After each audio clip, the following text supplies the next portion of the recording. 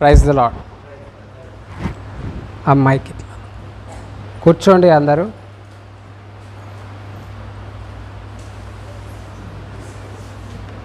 Praise the lord.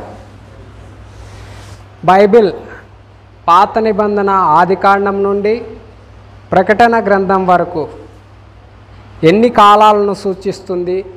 అసలు Bible ఏ అంశాలను గురించి బోధిస్తుంది? బైబిల్ చదువుతూ ఉన్నారు. చరిత్ర, పంచకాండాలు, ప్రవక్త గ్రంథాలు, క్రొత్త నిబంధన, అపోస్తులుడైన పౌలు గారు రాసిన పత్రికలు, పేతురు, యోహాను వీరు రాసిన, యూదా రాసిన పత్రికలన్నీ చదువుతూ ఉన్నారే కానీ ఒక క్రమం అన్నది తెలియదు.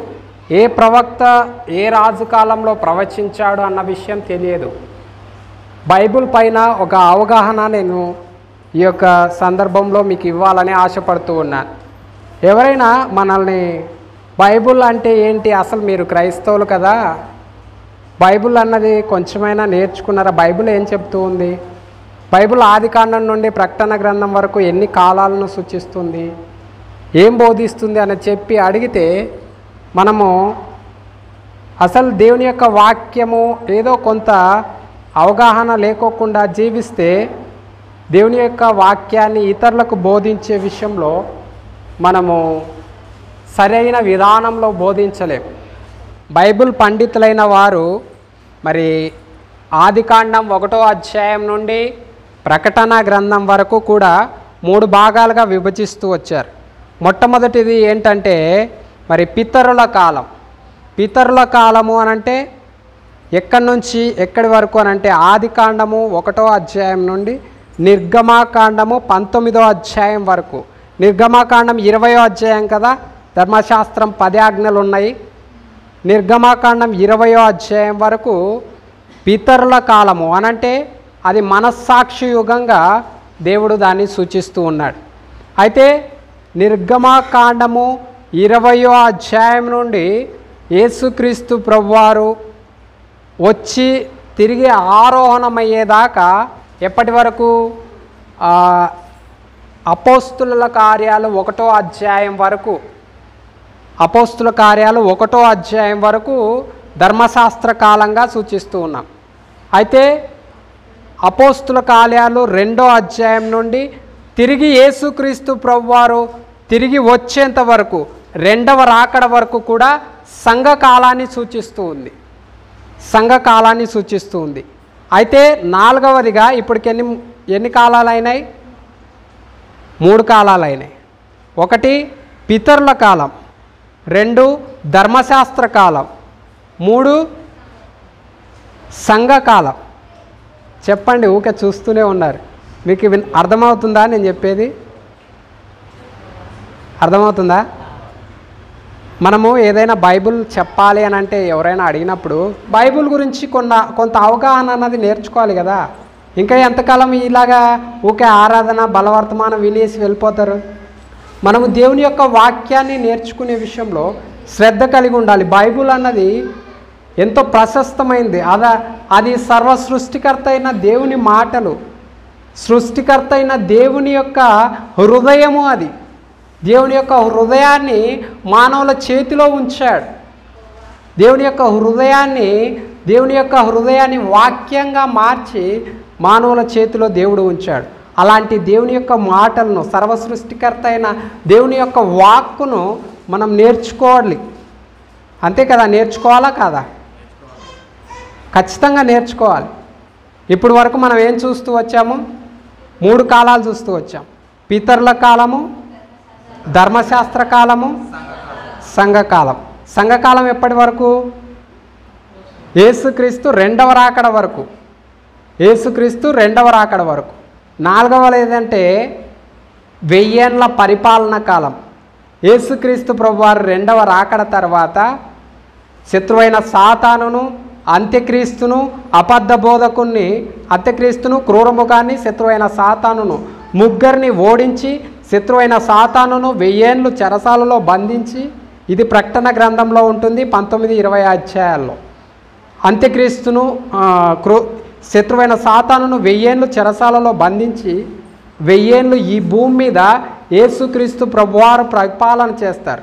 1000 ఏళ్ళ పరిపాలనా కాలం. ఇప్పటికి ఎన్ని కాలాలు అయినాయి? 4 కాలాలు. చివరిగా 5వది నిత్యకాలం.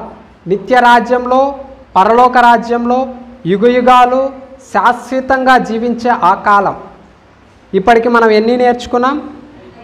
5 కాలాలు. మొదటిది పితరుల కాలం. ఈ పితరుల కాలం ఎప్పటి వరకు అనంటే ఆదికాండము 1వ అధ్యాయం నుండి నిర్గమాకాండం 19వ అధ్యాయం వరకు. ధర్మశాస్త్ర కాలము నిర్గమాకాండము 20వ అధ్యాయం నుండి యేసుక్రీస్తు ప్రభువారు ఆరోహణమయ్యేంత వరకు, అంటే అపోస్తుల కార్యాలు 1వ అధ్యాయం వరకు. సంఘకాలం అపోస్తుల కార్యాలు 2వ అధ్యాయం నుండి యేసుక్రీస్తు ప్రభువారి యొక్క 2వ రాకడ వరకు సంఘకాలం. అటు తర్వాత 1000 ఏళ్ల పరిపాలన, అటు తర్వాత శాశ్వత కాలం. ఓకేనా? ఇప్పుడు 39 పుస్తకాలు అన్నవి మనం ఏ విధంగా చదువుకోవాలి? ఇప్పుడు పంచకాండాలు, అటు తర్వాత చరిత్ర గ్రంథాలు, అటు తర్వాత పద్యభాగము, అటు తర్వాత పెద్ద ప్రవక్తలు, అటు తర్వాత చిన్న ప్రవక్తలు. ఈ విధంగా ఉంది కదా బైబుల్ అన్నది. నేను చెప్తుంది మీకు అర్థమవుతుందా? ఏం అర్థమవుతుంది? ఏమర్థమవుతుందో ఏం కథనో అర్థం చేసుకోవడానికి ప్రయత్నం చేయండి. ఎందుకనంటే మనము ఎప్పుడూ ఊకే దేవుని యొక్క వాక్యాన్ని చదువుకుంటూ పోవడం కాదు, నేర్చుకోవడానికి ప్రయత్నం చేయాలి.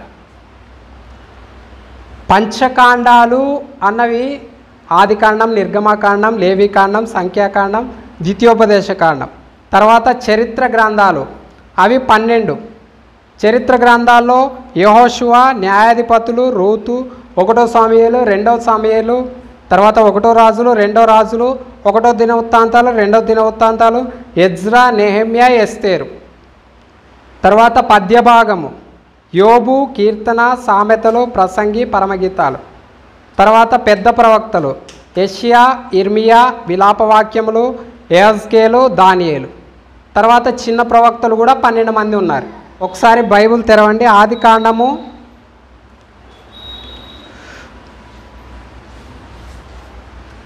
1వ అధ్యాయము 2వ అధ్యాయము అన్నది ఏం సూచిస్తుంది మనకి?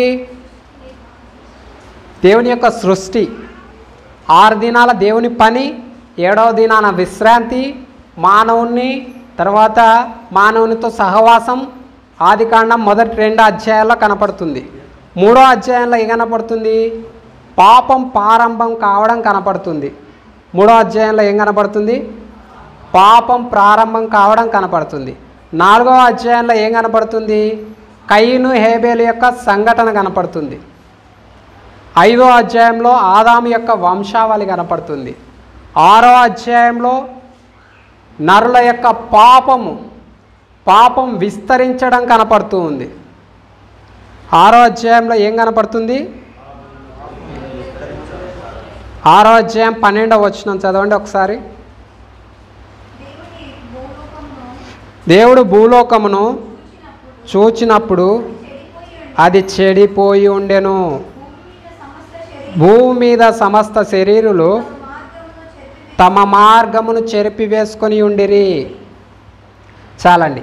ఇక్కడ దేవుడు ఈ భూలోకాన్ని చూసినప్పుడు భూమి మీద ఉన్న సమస్త మానవులు వారి యొక్క మార్గాన్ని చెరిపివేసుకొని ఉన్నారు. అయితే 7వ అధ్యాయంలో ఎవరు కనపడుతూ ఉన్నారు? నీతిమంతుడైన నోవాహు కనపడుతూ ఉన్నాడు. అయితే 8వ అధ్యాయము నోవాహు ఓడను తయారు చేయడం, తర్వాత అక్కడున్న మరి ప్రజలకు, నోవాహు కాలంలో ఉన్న ప్రజలకు సువార్త ప్రకటించడం, తర్వాత జలప్రలయం గురించి కనపడుతూ ఉంది. అటు తర్వాత 9వ అధ్యాయంలో నోవాహు మరి ఆ యొక్క జల ప్రళయం తర్వాత తిరిగి భూమి మీద తన యొక్క జీవితం ప్రారంభించడం మనకు కనపడుతూ ఉంది. అటు తర్వాత 10వ అధ్యాయంలో నోవాహు యొక్క కుటుంబావళి కనపడుతుంది. 11వ అధ్యాయం 10వ అధ్యాయానికి 11వ అధ్యాయానికి చాలా కొన్ని వేల సంవత్సరాల డిఫరెన్స్ ఉంది. మనం ఊరికే చదువుకుంటూ వెళ్ళిపోతే అక్కడ ఊరికే ఏం కనపడదు. అక్కడ 10వ అధ్యాయానికి 11వ అధ్యాయానికి కొన్ని వేల సంవత్సరాలు డిఫరెన్స్ ఉంది. ఒకసారి 10వ అధ్యాయం చివరి వచనం చదవండి. వారి వారి జనములలో వారి వారి సంతతుల ప్రకారము నోవాహు కుమారుల వంశములు ఇవే. జల ప్రవాహం గతించిన తర్వాత వీరిలో నుండి జనములు వ్యాపించాను. జనములు భూమి మీద వ్యాపించాయి. అంటే నోవాహు యొక్క జల ప్రళయం తర్వాత భూమి మీద జనముల యొక్క సంతతి ప్రారంభమవుతూ వచ్చింది. భయంకరంగా విస్తరించిపోయారు. అంటే కొన్ని వేల సంవత్సరాలు విస్తరించిన తర్వాత అక్కడ 11వ అధ్యాయం వచ్చేసరికి ఏమవుతుంది? బాబేలు గోపురం కనపడుతుంది. అందరూ ఒకే చోట ఉన్నారు. కొన్ని వేల మంది తయారవుతూ వచ్చారు. అప్పుడు అందరు కలిసి ఏం చేస్తున్నారు? ఒక గోపురాన్ని కట్టి మనము దేవుని చూడాలని అనుకుంటారు. అంటే అప్పుడు దేవుడు ఏం చేస్తాడు అని అంటే వారి యొక్క భాషలను తారుమారు చేస్తారు. అక్కడి నుంచి విడిపోయినవే భాషలు ఎక్కడ తారుమారైనాయి అని అంటే బాబేలు యొక్క గోపురం దగ్గర. ఓకేనా? అక్కడ మనం చూస్తే అక్కడ నుంచి మరి ఆ 11వ అధ్యాయం అయిపోయిన నుంచి స్టార్ట్ అవుతుంది స్టోరీ. ఇదంతా ఒక స్టోరీ లాగా చెప్తున్నాను, మీరు అర్థం చేసుకోవడానికి ప్రయత్నం చేయండి. అక్కడ 12వ అధ్యాయం వచ్చేసరికి ఆదికాండం 12వ అధ్యాయంలో దేవుడు అబ్రహాముని ఏర్పాటు చేసుకుంటాడు. అబ్రహాము ద్వారా ఇస్సాకును దేవుడు ఏర్పాటు చేసుకుంటాడు. ఇస్సాకు ద్వారా యాకోబును దేవుడు ఏర్పాటు చేసుకుంటాడు. యాకోబు ద్వారా 12 మంది కుమారులు, 12 మంది గోత్రాలు, ఇశ్రాయేల్ గోత్రాలు దేవుడు ఏర్పాటు చేసుకుంటాడు. అబ్రహాముతో దేవుడు వాగ్దానం చేస్తాడు కదా. ఏమని వాగ్దానం చేస్తాడు? ఒకసారి చూద్దాం రండి. ఆదికాండం 12వ అధ్యాయం 2వ వచనం. నిన్ను గొప్ప జనముగా చేసి నిన్ను ఆశీర్వదించి నీ నామమును గొప్ప చేయుదును, నీవు ఆశీర్వాదంగా నుందువు. నిన్ను గొప్ప జనముగా చేస్తానన్న దేవుని యొక్క వాగ్దానాన్ని బట్టి దేవుడు అబ్రాహామును బట్టి ఇస్సాకును ఆశీర్వదించి, ఇస్సాకును బట్టి యాకోబుకు 12 మంది కుమారులనిచ్చి 12 మంది కుమారుల యొక్క కుటుంబాలను 12 గోత్రాలుగా తయారు చేస్తూ వచ్చాడు. అయితే వీరందరూ యాకోబు మరి ఆ 12 మంది కుమారులలో యోసేపు చిన్నవాడిగా ఉన్నాడు. యోసేపు మరి తన అన్నల చేత ద్వేషించబడి ఐగుప్తుకు మరి ఒక చెరగా, ఒక బందీగా కొనిపోబడతాడు. అక్కడికి వెళ్ళిన తర్వాత యోసేపు యొక్క జీవితము అన్నది దేవుడు తనని ఆశీర్వదించడాన్ని బట్టి ఒక ముఖ్యమంత్రి స్థాయిలో యోసేపు ఒక ముఖ్యమంత్రి స్థాయిలో హెచ్చించబడతాడు. అటు తర్వాత యాకోబు కూడా కరువు కాల సమయంలో ఐగుప్తుకు వెళ్ళాల్సి వస్తుంది. అక్కడి నుండి మరి నిర్గమాకాండం స్టార్ట్ అవుతుంది. నిర్గమాకాండంలో మరి ఆదికాండం చివరి అధ్యాయానికి, నిర్గమాకాండం మొదటి అధ్యాయానికి ఇజ్రాయెల్ ప్రజల యొక్క సంఖ్య కొన్ని లక్షలుగా ఐగుప్తులో నుండి బయలుదేరేటప్పుడు కాల్బలమే 6 లక్షల మంది ఉంది అని చెప్పి దేవుడు అక్కడ దేవుని యొక్క గ్రంథంలో రాసి ఉంచుతాడు. అయితే ఎప్పుడైతే యాకోబు ఐగుప్తుకు వెళ్తాడో ఐగుప్తులో ఇశ్రాయేలు యొక్క జనసంఖ్య ప్రబలమవుతుంది. ఇశ్రాయేలు యొక్క జనసంఖ్య ప్రబలం కావడాన్ని బట్టి ఐగుప్తు రాజు ఫరో యోసేపుని ఎరగని ఒక కొత్త రాజు వచ్చి, యోసేపు ఎరగని కొత్త రాజు వచ్చి ఇజ్రాయెల్ ప్రజలను బాధ పెట్టడం చేస్తాడు. ఇజ్రాయెల్ ప్రజలను బాధ పెట్టడం తర్వాత ఇజ్రాయెల్ ప్రజలు దేవునికి మూలుగుతారు, ప్రార్థన చేస్తారు. అప్పుడు దేవుడు మోసేని ఏర్పాటు చేసుకొని మోసే ద్వారా ఇజ్రాయెల్ ప్రజల్ని మరి ఎర్ర సముద్రం మార్గం గుండా నడిపిస్తాడు. ఎర్ర సముద్రం మార్గం గుండా నడిపించి వారిని కనానికి తీసుకొని వెళ్ళడానికి ప్రయత్నం చేస్తాడు. ఆ కనానుకు తీసుకొని వెళ్ళే ప్రయత్నమే చివరిగా పంచకాండాలుగా మనం చూస్తూ ఉన్నాం. పంచకాండాలు కనాను వరకు తీసుకొని వెళ్ళే ప్రయత్నం అయిపోతుంది. కనానుకు వెళ్ళిన తర్వాత యెహోషువ గ్రంథము అన్నది అక్కడ మనం చూస్తాం. పంచకాండాలు అయిపోయిన తర్వాత యెహోషువ గ్రంథం. యెహోషువ గ్రంథంలో ఇజ్రాయెల్ ప్రజలకి 12 గోత్రాలకి యెహోషువ కనాను భూమిని పంచిపెడతాడు. కనాను భూమిని పంచిపెట్టిన తర్వాత యెహోషువ గ్రంథం అయిపోతుంది. అక్కడ మరలా న్యాయాధిపతులు వస్తారు. న్యాయాధిపతులంతా అప్పుడు మరి రాజు లేని కాలంలో, ఇజ్రాయెల్కి అంతవరకు రాజు లేడు, న్యాయాధిపతులే. ఎవరైనా ఫిలిస్తీయులో, మరి అమ్మోనీయులో, మరి అలాగా అస్సూరియులో ఎవరెవరో వచ్చి ఇజ్రాయెల్ పైన యుద్ధం చేస్తూ ఉంటే వారిని కాపాడడానికి న్యాయాధిపతులను దేవుడు ఏర్పాటు చేసుకుంటాడు. అయితే అక్కడ న్యాయాధిపతుల గ్రంథం అయిపోయిన తర్వాత రూతు గ్రంథం వస్తుంది. రూతు గ్రంథం కూడా న్యాయాధిపతుల్లో ఒక భాగమే. అటు తర్వాత 1 సమూయేలు 2 సమూయేలు గ్రంథము. సమూయేలు యొక్క ప్రవక్త, ఆయన న్యాయాధిపతిగా పిలువబడ్డాడు, ప్రవక్తగా పిలువబడ్డాడు, యాజకుడుగా పిలువబడ్డాడు.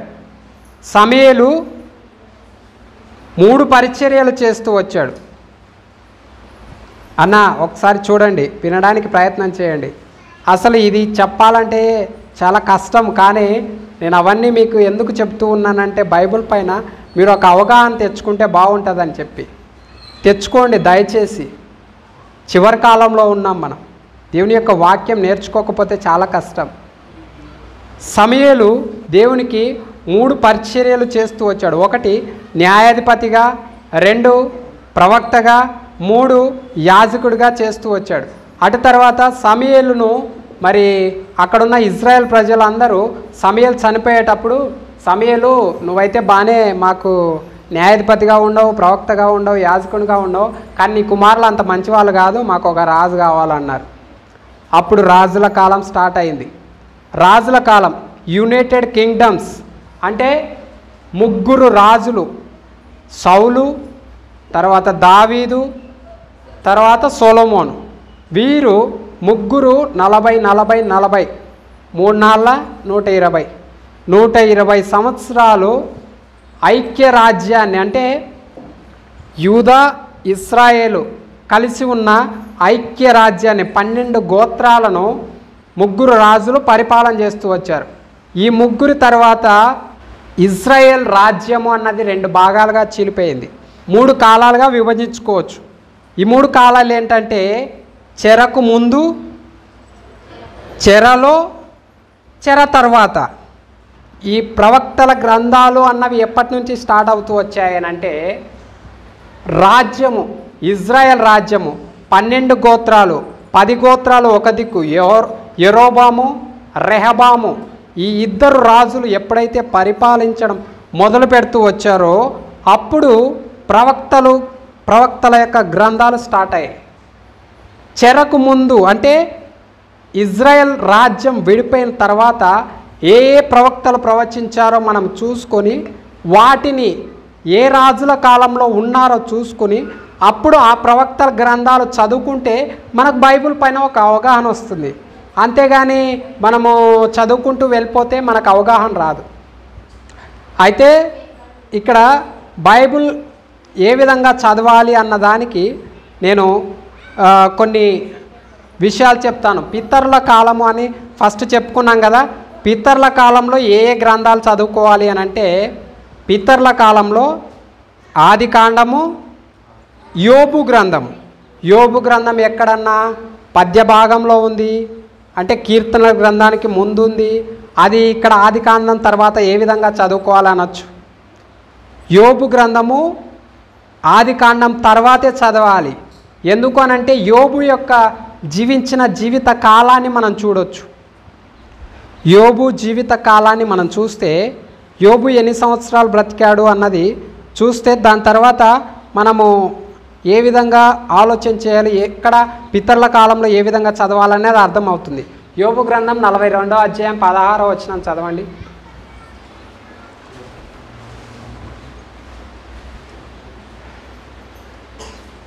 అమ్మా, నేను చెప్పడానికి ఇంత ఆయాసపడుతున్నాను, మీరు వినడానికే.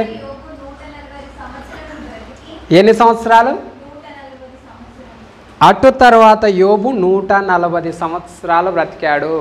ఈ భూమి మీద ఎక్కువ కాలం అంటే అత్యంత ఎక్కువ సంవత్సరాలు బ్రతికిన వ్యక్తి ఎవరైనా తెలుసా మీకు? ఈ భూమి మీద అత్యంత ఎక్కువ సంవత్సరాలు బ్రతికిన ఆయన ఎవరో తెలుసా? మెతుసేల. ఎన్ని సంవత్సరాలు? ఆదికాండం 5వ అధ్యాయం 27వ వచనం చదవండి.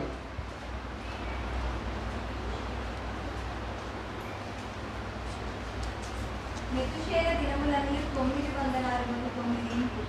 969 ఏండ్లు మెతుసేల బతికాడు. ఆదికాండం 5వ అధ్యాయం 5వ వచనం చదవండి. ఆదాము బ్రతికిన దినములన్నీ 930 ఏండ్లు ఆదాము బ్రతికితే ఆదాము మనవడైన మెతుసేల మాత్రం 969 ఏండ్లు బ్రతుకుతూ వచ్చాడు. అయితే అక్కడి నుంచి మనం స్టార్ట్ చేసుకుంటూ వెళ్తే మనము నోవా కాలము, నోవా ఎన్ని సంవత్సరాలు బ్రతికాడో చూడడం రండి. ఆదికాండం 9వ అధ్యాయం 29వ వచనం. నోవాహు బ్రతికిన దినములన్నీ 980 ఏండ్లు, అంటే 950 ఏండ్లు బ్రతుకుతూ వచ్చాడు. అటు తర్వాత ఆదికాండం 9వ అధ్యాయం చూస్తూ వచ్చాం కదా. 9వ అధ్యాయానికి 10వ అధ్యాయానికి 11వ అధ్యాయానికి చాలా సంవత్సరాల డిఫరెన్స్ ఉందని చెప్పాను కదా నేను. చాలా సంవత్సరాలు, కొన్ని వేల సంవత్సరాల డిఫరెన్స్ ఉంది. అయితే అప్పుడు దేవుడు ఏం చేస్తూ వచ్చాడంటే నరుల యొక్క పాపాన్ని బట్టి వారి యొక్క ఆయుష్ కాలాన్ని తగ్గిస్తూ వచ్చాడు. ఆదికాండం 11వ అధ్యాయం 32వ వచనంలో అబ్రహాం యొక్క తండ్రి తెరాహు బ్రతికిన దినముల సంఖ్య చూస్తూ ఉన్నాం. ఆదికాండం 11వ అధ్యాయం 32వ వచనం. తెరాహు బ్రతికిన దినములు 205 ఏండ్లు. అటు తర్వాత అబ్రహాము బ్రతికిన ఏండ్లు చూద్దాం. ఆదికాండం 25వ అధ్యాయం 7వ వచనం. అబ్రహాము బ్రతికిన సంవత్సరం 175. 100 అంటే అప్పుడు వాళ్ళ నాన్న ఎన్ని సంవత్సరాలు బతికినారు? 205 ఏండ్లు. అబ్రహాం ఎన్ని సంవత్సరాలు బతికినాడు? 175. అటు తర్వాత తన కుమారుడు ఇస్సాకు ఎన్ని సంవత్సరాలు బతికినాడో చూద్దాం. 35, 28 ఆదికాండం 180 సంవత్సరాలు. అటు తర్వాత యాకోబు ఆదికాండం 47వ అధ్యాయం 28వ వచనం. అంటే సంఖ్య అన్నది తగ్గించబడుతూ వస్తూ ఉంది. యాకోబు దినములు అంటే ఐగుప్తులో 13 సంవత్సరాలు బ్రతికెను. యాకోబు దినములు అనగా జీవించిన సంవత్సరాలు 147. ఇప్పుడు యోబు సంవత్సరాలు చూస్తే యోబు 140 సంవత్సరాలు. అంటే యోబు ఏ కాలానికి చెందినవాడని అర్థమవుతుంది? యాకోబు తర్వాత నిర్గమాకాండానికి ముందు, అంతేనా? యాకోబు తర్వాత నిర్గమాకాండానికి ముందు. నిర్గమాకాండానికి యాకోబు అంటే ఆదికాండానికి నిర్గమాకాండానికి కొన్ని వందల సంవత్సరాలు గడుస్తూ వచ్చింది. ఇదే కాలంలో జరిగిన చరిత్రే యోబు గ్రంథం. అర్థమైందా? Okay, right. అర్థమైందంటే సంతోషమే. నేను ఇంత ప్రయాసపడుతున్నా చెప్పడానికి. ఫస్ట్ చెరముందు చూద్దాం. ఫస్ట్ నుంచే పోదాం.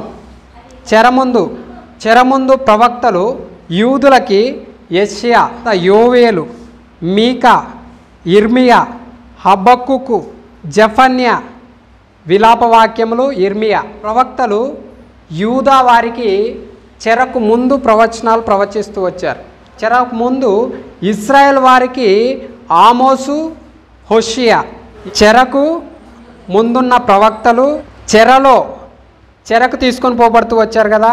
ఇజ్రాయెల్ వారు ఎందుకు చెరకు వారిని అప్పగిస్తూ వచ్చాడు అని అంటే వారు భయంకరమైన విగ్రహారాధన చేస్తూ వచ్చారు. దేవుడు ఏం చెప్తూ వచ్చాడు? నేను తప్ప వేరొక దేవుడు ఉండకూడదు అని చెప్తే ఇజ్రాయెల్ వారు భయంకరంగా మరి విగ్రహాలను చేసుకొని పూజ చేస్తూ వచ్చారు. దాన్ని బట్టి దేవుడు వారిని అస్సూరియలకు అప్పగిస్తూ వచ్చాడు. కానీ ఇజ్రాయెల్ వారు తిరిగి వచ్చినట్టు చరిత్రలో ఎక్కడ బైబిల్లో రాయబడలేదు. ఇజ్రాయెల్ వారు తిరిగి వచ్చినట్టు రాయబడలేదు. కానీ యూదులు బబులోను చెరకు తీసుకొని పోబడుతూ వచ్చారు. యూదులు కూడా దేవుని విసర్జించి బబులోను చెరకు కొనిపోబడుతూ వచ్చారు. కానీ బబులోను చెర 70 సంవత్సరాల తర్వాత యూదులు మరలా ఇజ్రాయెల్ దేశానికి యెరూషలేముకు తిరిగి వస్తూ వచ్చారు. ఇప్పటి వరకు చెరకు ముందున్న సమాచారాన్ని మనం మాట్లాడుకున్నాం. ఇప్పుడు చెరలో దానియేలు, యెహెజ్కేలు ప్రవక్తల్ని మనం చూస్తాం. చెరలో ఎవరెవరిని చూస్తాం? దానియేలు, యెహెజ్కేలును మనం చూస్తాం. దానియేలు, యెహెజ్కేలు వీరు చెరలో, దానియేలు రాజు యొక్క సముఖంలో, నెబుకద్నెజర్ సముఖంలో, ఆ రాజు యొక్క ప్యాలెస్లో, రాజు యొక్క కోటలో ఉండి దానియేలు ప్రవచనాలను ప్రవచిస్తాడు. యెహెజ్కేలు చెరలో ఉన్న యూదుల మధ్య ప్రజల మధ్య ఉండి యెహెజ్కేలు ప్రవచనాలను ప్రవచిస్తాడు. ఓకేనా? అటు తర్వాత చెర తర్వాత, ఈ చెర తర్వాత అంటే ఎప్పుడైతే 70 సంవత్సరాలు పూర్తవుతుందో అప్పుడు బబులోను రాజ్యాన్ని మరి పారసీకుల చేతిలోనికి వెళ్ళిపోతుంది. అది కూడా ఒకసారి చూద్దాము. పారసీకుల రాజైన కోరేషును దేవుడు ఏర్పాటు చేసుకొని కోరేసు ద్వారా యూదా ప్రజలను మరలా యెరూషలేముకు తిరిగి పంపించడానికి దేవుడు కోరేసు యొక్క హృదయాన్ని ప్రేరేపిస్తాడు. ఇది ఎక్కడికి మళ్ళీ మనం రావాలి? తిరిగి వెనక్కి రావాలి, ఎజ్రా గ్రంథానికి రావాలి. ఎజ్రా గ్రంథం 1వ అధ్యాయము 1వ వచనం.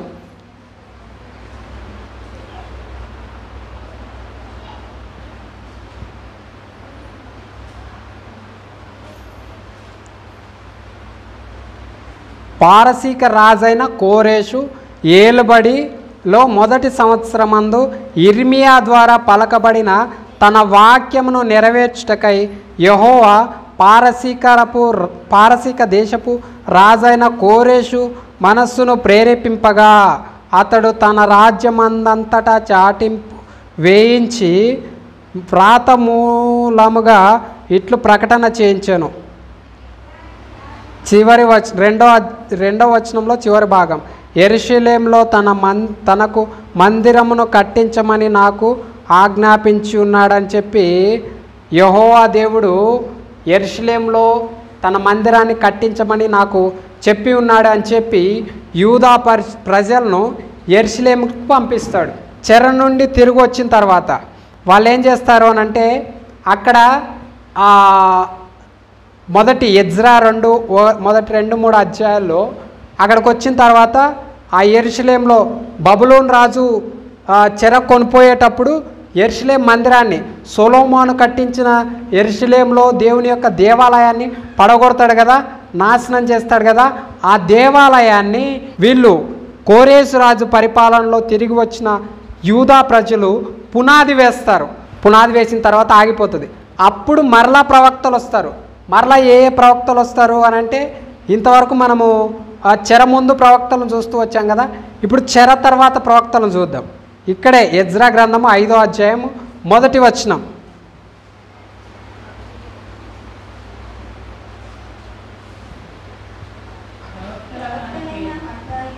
ప్రవక్త అయిన హగ్గయి, ఇద్దో కుమారుడైన జకర్యా.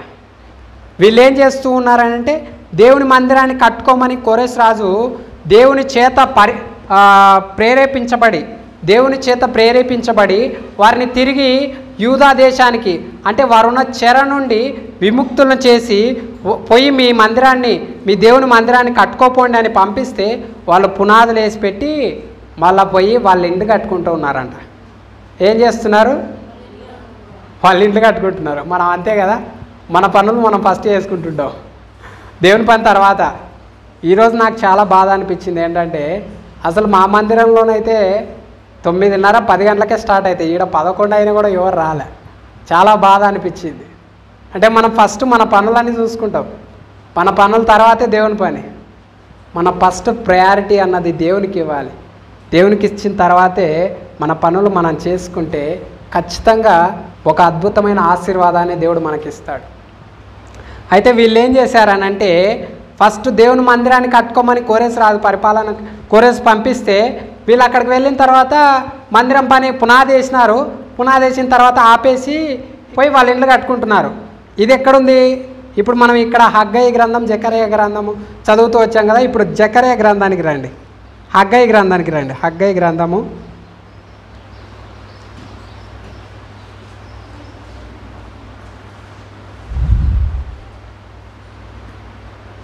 హగ్గయి 2 అధ్యాయాలు రాశాడు, కానీ చాలా బాధతో చాలా వేదనతో రాశాడు.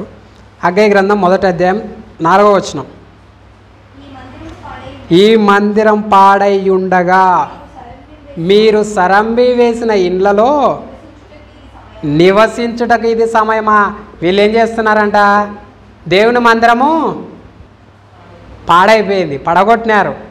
70 సంవత్సరాలు చెరకు పోయినారు, చెరలో భయంకరమైన హింసను అనుభవించారు. దేవుడేదో ప్రేమతో వీళ్ళని ఇర్మియా ద్వారా ప్రవక్త అయిన ఇర్మియా ద్వారా చెరకు ముందే, ఎవరినైనా మీరు 70 సంవత్సరాలు అక్కడ ఉండి తర్వాత మరలా మీరు విడిపించబడతారు, మీ ప్రాంతానికి వస్తారు, మీ మందిరాన్ని కట్టుకుంటారని చెప్పి ప్రవక్త ద్వారా దేవుడు ప్రవచించిన ప్రవచనాన్ని నెరవేర్చి వీళ్ళని తిరిగి వీళ్ళ దేశానికి పంపిస్తే మందిరాన్ని కట్టుకోకుండా ఏం చేస్తున్నారు, సరంబి వేసిన ఇళ్ళలో వాళ్ళ ఇళ్ళు వాళ్ళు బాగా కట్టుకొని మంచి ఇళ్ళలో బాగా పడుకొని నిద్రపోతున్నారు. అప్పుడు హగ్గయి జకర్యా వీరిద్దరిని దేవుడు రేపి ఆ ప్రవక్తల ద్వారా వారికి ఏం చేస్తూ వచ్చాడు, బుద్ధి చెప్పిస్తూ వచ్చాడు. అప్పుడు మరలా తిరిగి మనము ఎజ్రా గ్రంథానికి వస్తే ఇదంతా మనం ఊకే చదువుకుంటూ పోతే మనకు అర్థం కాదు. బైబిల్ ఎక్కడ ఏ ప్రవక్త ఎక్కడున్నాడు, చెరకు ముందు ఎవరు ప్రవక్తలు ఉన్నారు, చెరలో ఎవరు ప్రవక్తలు ఉన్నారు, చెర తర్వాత ఎవరు ప్రవక్తలు ఉన్నారు, చెర తర్వాత రాయబడిన గ్రంథాలు ఏంటివి, చెరకు ముందు రాయబడిన గ్రంథాలు ఏంటివి, తర్వాత వీరిద్దరి ద్వారా ప్రవచించి వారిని పురుకొల్పుతూ అంటే వారికి మంచి అంటే దేవుని దగ్గర వారికి ఆత్మీయంగా బలపరుస్తూ వచ్చాడు. అప్పుడు వీరంతా పోయి మళ్ళీ ఏం చేస్తూ వచ్చారు, దేవుని మందిరాన్ని కడుతూ వచ్చారు. ఎజ్రా గ్రంథం 6వ అధ్యాయం 15వ వచనం చదవండి. మందిరం ఏం చేయబడింది, సంపూర్తి చేయబడింది.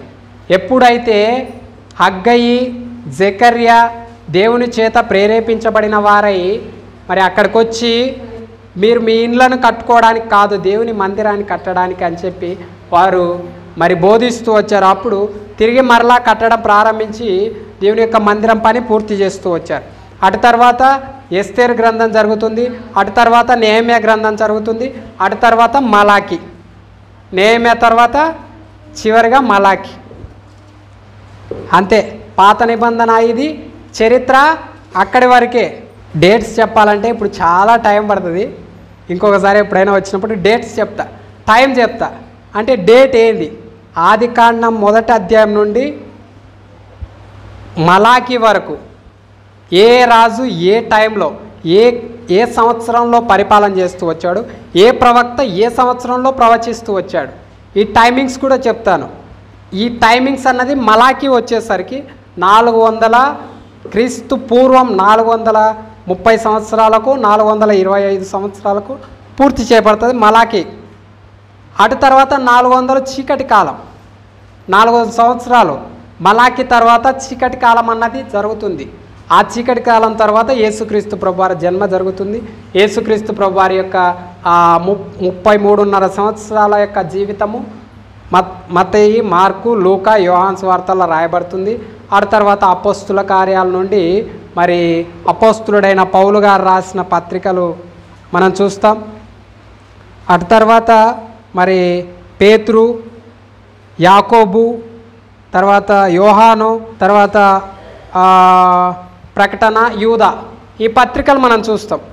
అయితే ఇటు తర్వాత సంఘకాలాన్ని మనం చూస్తూ వచ్చాం కదా. చివరిగా ప్రకటన గ్రంథానికి కూడా టైం చాలా అయిపోతుంది, కానీ నేను ఎంత తక్కువ టైంలో చెప్పాలనుకున్నా కూడా టైం ఎక్కువ అయిపోతుంది, దయచేసి ఏమనుకోవద్దండి. అయితే ప్రకటన గ్రంథాన్ని చివరిగా ఒక 2 నిమిషాల్లో పూర్తిగా ప్రకటన గ్రంథం మీకు చెప్పేస్తాను. ప్రకటన గ్రంథం చాలా